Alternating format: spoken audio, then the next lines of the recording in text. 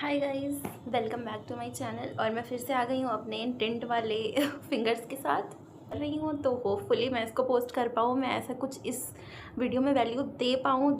और वाइब आपको ऑलरेडी कि मैं किस तरीके के वीडियोस पोस्ट करती हूँ, बट ये कुछ थोड़ा सा अलग होने वाला बट आज हम कुछ थोड़ा अलग जा रहे हैं और हम किसी अलग टॉपिक पे बात करना चाह रहे हैं। सबसे पहले मैं बता दूँ कि मैं कोई साइकोलॉजिस्ट नहीं हूँ और मैं कोई प्रोफेशनल नहीं हूँ इस फील्ड में, बट या बेस्ड अपॉन माय एक्सपीरियंस मैं आपको कुछ बताना चाहूँगी और होपफुली आप इससे रिलेट कर पाएंगे और शायद आप कुछ चीज़ें समझ जाएं और कुछ चीज़ें से सीख जाएं, या फिर आप अगर किसी फेज़ में अटके हुए हैं लाइफ के, जो मैं इस वीडियो में बताना चाह रही हूँ। प्लीज़, ऐसा टॉपिक है कि शायद ही कोई ऐसा होगा जिसकी लाइफ में कभी चीज़ ना हुई हो, ठीक है।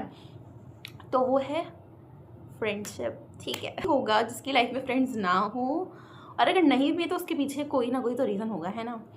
तो लेट्स टॉक अबाउट दैट।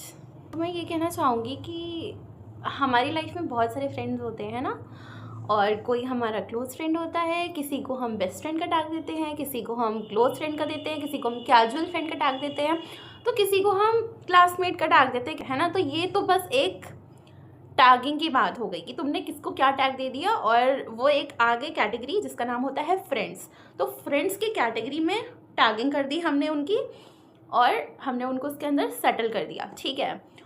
तो बात ये है, सिंपल सी है, कि तुम लोगों ने कभी शायद ये चीज़ बहुत ज़्यादा फेस करी हो अपनी लाइफ में। तुम लोग सोचने बैठ जाते हो कि इतना कन्फ्यूजन क्यों है, क्या मुझे इस इंसान से फ्रेंडशिप रखनी चाहिए कि नहीं रखनी चाहिए, या फिर अगर मुझे रखनी चाहिए तो किस तरीके से रखनी चाहिए, और अगर नहीं भी रखनी चाहिए तो क्यों नहीं रखनी चाहिए, है ना। तो ये सारी चीज़ें तुम लोगों ने बहुत फेस की होंगी। तो लेट्स टॉक अबाउट दैट, ठीक है। तुम्हारा कोई बेस्ट फ्रेंड है, अब वो मेल बेस्ट फ्रेंड भी हो सकता है, फीमेल बेस्ट फ्रेंड भी हो सकती है, जेंडर बायस्ड मत हो। तो देखो, तुम्हारी लाइफ में बहुत सारे फ्रेंड्स होंगे और तुम्हारा कोई इसमें से बेस्ट फ्रेंड भी होगा, है ना। तो तुमने कभी एक चीज़ फेस करी है, तुमने कभी ऐसे उससे बिट्रायल सा फील हुआ है कि यार ये तो मेरी बेस्ट फ्रेंड थी, इसने ऐसा क्यों किया, यार ये तो मेरा बेस्ट फ्रेंड था, इसने ऐसा क्यों किया। तो यार देखो, हम बहुत जल्दी चीज़ों को जज कर लेते हैं, और द प्रॉब्लम है कि हम लोगों का बिहेवियर पैटर्न जो होता है वो हम समझ नहीं पाते। तो अकॉर्डिंग टू साइकोलॉजी मैं तुम लोग को कुछ समझाना चाहूँगी। अब ये मत बोल देना कि साइकोलॉजिस्ट नहीं है आप, वो मैं ऑलरेडी बता चुकी हूँ, मैं साइकोलॉजिस्ट नहीं हूँ, पर पढ़ तो सकती हो ना यार साइकोलॉजी, उसमें तो प्रॉब्लम नहीं है ना। कोई बात नहीं, डिग्री नहीं है साइकोलॉजी की मेरे पास, बट दूसरी डिग्री है और साइकोलॉजी पढ़ सकती हो, तो प्लीज़ डोंट माइंड दैट। हाँ, तो देखो यार, तुमने कभी ये देखा होगा, जैसे तुम क्लास में जब स्कूल में हुआ करते थे, तो तुमने ये चीज़ शायद फेस करी हो कि तुम किसी सब्जेक्ट में अच्छा परफॉर्म कर रहे हो, किसी सब्जेक्ट में एवरेज परफॉर्म कर रहे हो, किसी सब्जेक्ट में टॉप पे हो, ठीक है। और कभी कभी ऐसा भी हो सकता है कि तुम एक एवरेज परफॉर्मिंग स्टूडेंट रहे हो अपनी क्लास में, और तुम एक टॉपर भी हो सकते हो, और तुम एक, समझ गए ना यार, तो तुम्हारे मार्क्स नहीं अच्छे आ रहे थे, तो उसको मैं एवरेज नहीं बोलूँगी ना, मैं फेलियर भी नहीं बोल सकती हूँ, बट बिलो एवरेज बोल सकती हूँ, है ना। तो ऐसा होगा। फ्रेंड्स तो सबके होते हैं, और बैक बेंचर्स के तो बहुत सारे फ्रेंड्स होते हैं, टॉपर्स के भले ही फ्रेंड्स ना हो उतने, है ना। तो या स्टार्ट करते हैं। तो तुमने ये चीज़ फेस करी होगी कि अगर तुम्हारे मार्क्स कम आ रहे हैं, और तुम्हारे किसी सब्जेक्ट में मार्क्स कम आ गए, तो तुमने नोटिस किया कि तुम्हारे कुछ फ्रेंड्स हैं तो तुम्हें बहुत चीयर अप करते हैं, यार तू ऐसे कर सकती है, यार तू ऐसे कर सकता है, और तू प्लीज़ ऐसे कर कर कर, मुझे पता है तेरे अगले टेस्ट में बहुत अच्छे मार्क्स आने वाले हैं, है ना। ये चीज़ फेस की होगी ना, तुम्हारे ऐसे कुछ फ्रेंड्स होंगे।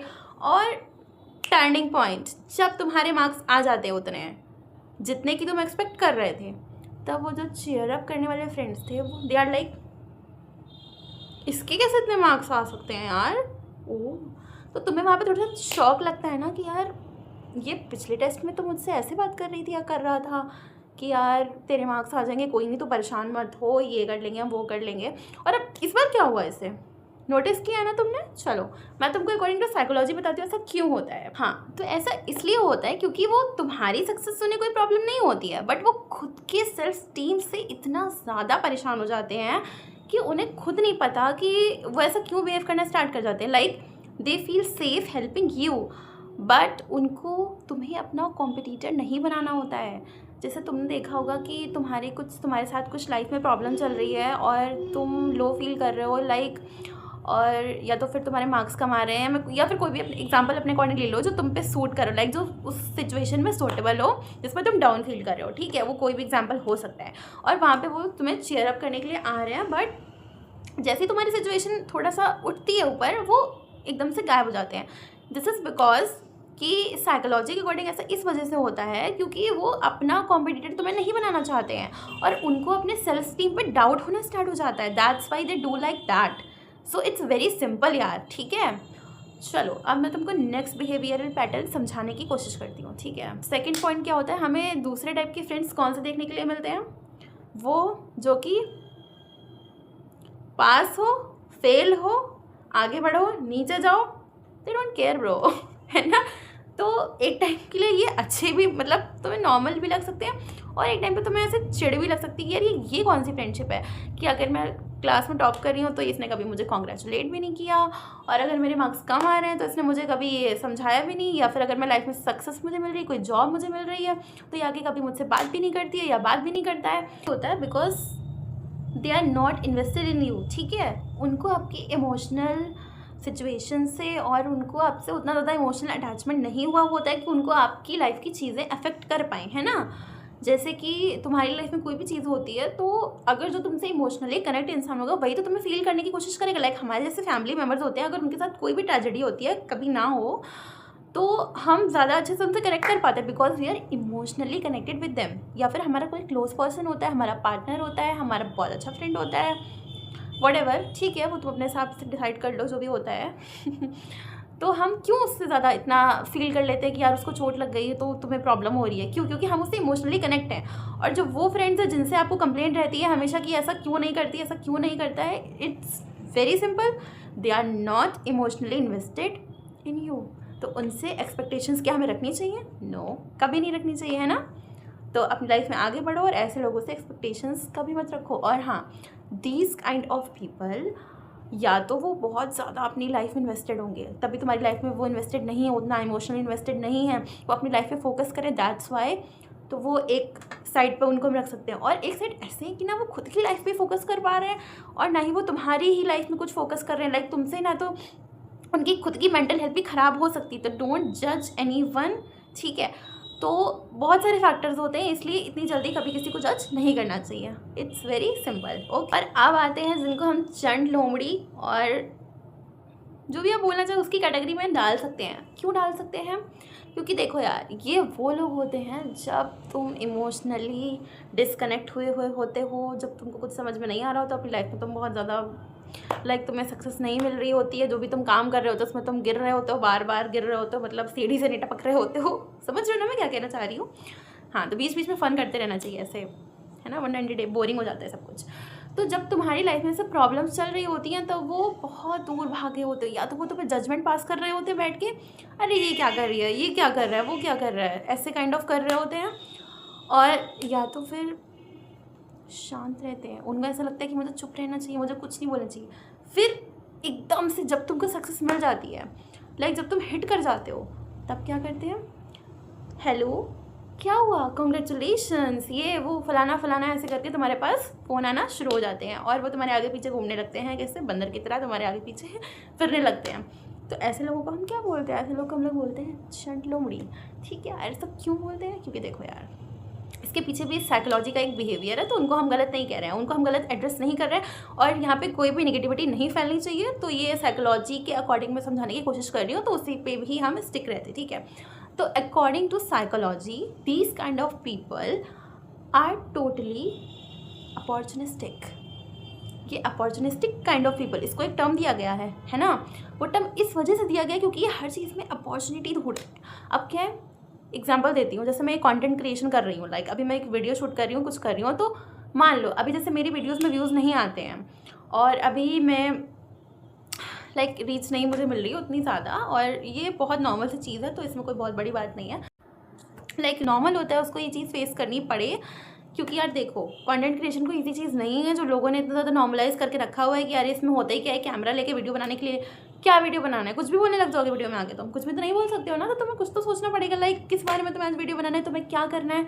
तो देखो यार, इट्स वेरी, इसके बारे में हम प्योर बात करते हैं, लाइक जब हम प्रॉपर कंटेंट क्रिएशन पे।